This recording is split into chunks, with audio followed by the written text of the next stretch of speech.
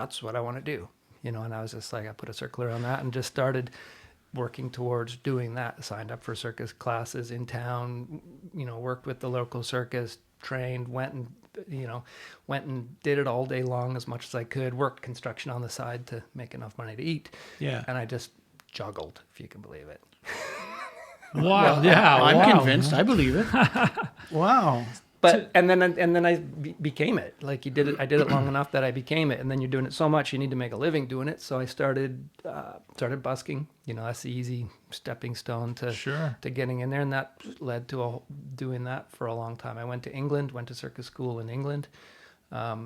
I met another guy who was equally as obsessed with it as me, and we sort of put together a double act, and we got right into it. We bought a $300 Ford Econoline van and drove it across Canada to the juggling convention in Montreal.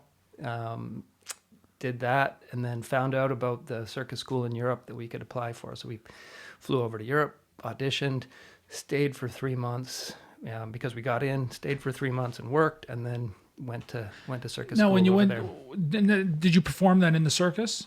Not in the circus per se.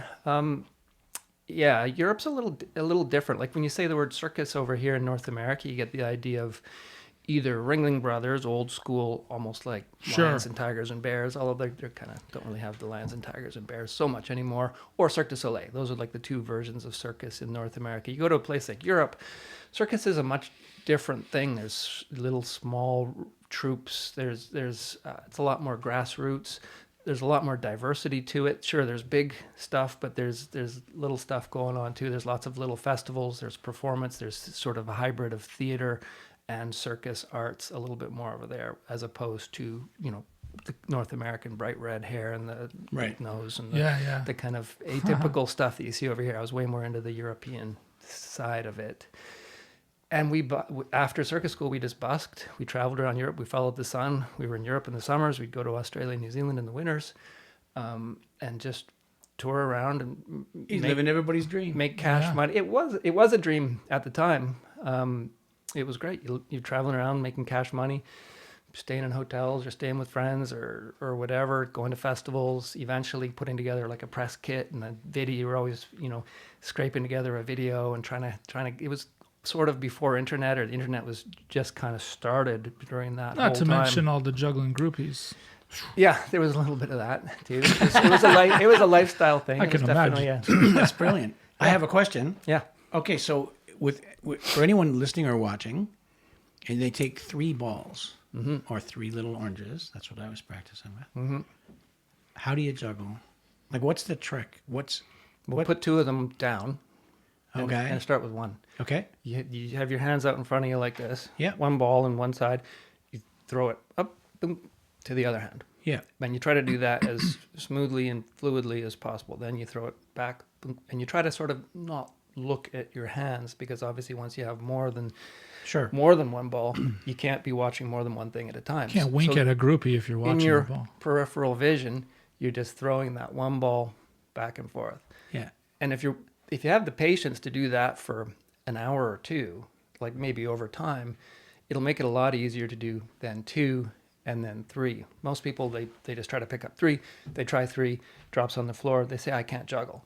Well, of course you can't juggle. You didn't learn how to juggle. It's like, it'd be like trying to get in if you didn't fly a helicopter, getting in the controls of a helicopter and expecting to be able to fly a helicopter. You can't do it. Well, that's easy too, isn't it? Sure. Yeah, it's easy if you do the incremental steps. It's like any of this stuff. There's a recipe to it. Okay, so what do you do with the 2 then? So 2, you start with 1 in each hand.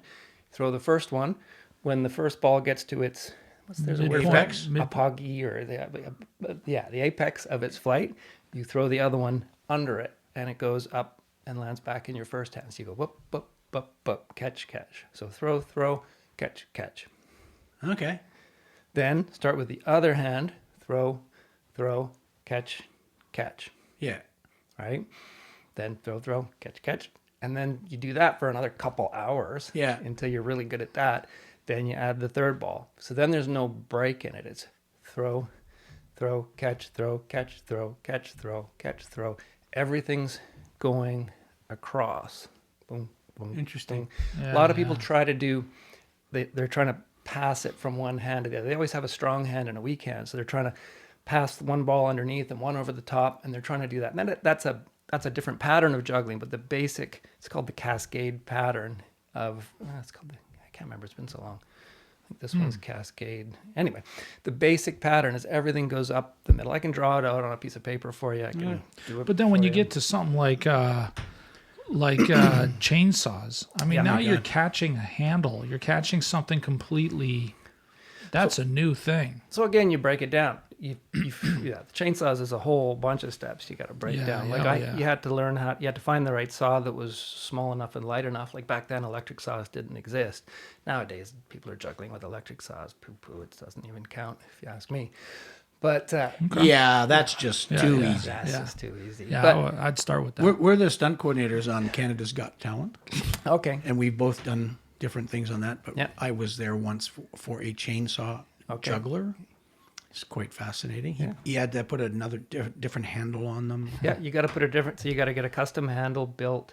You've got to learn which way the saw is spinning. It spins a certain way, so if it's got centrifugal force, you got to flip it upside down. Otherwise, when you throw it, it's just going to spaz out on you.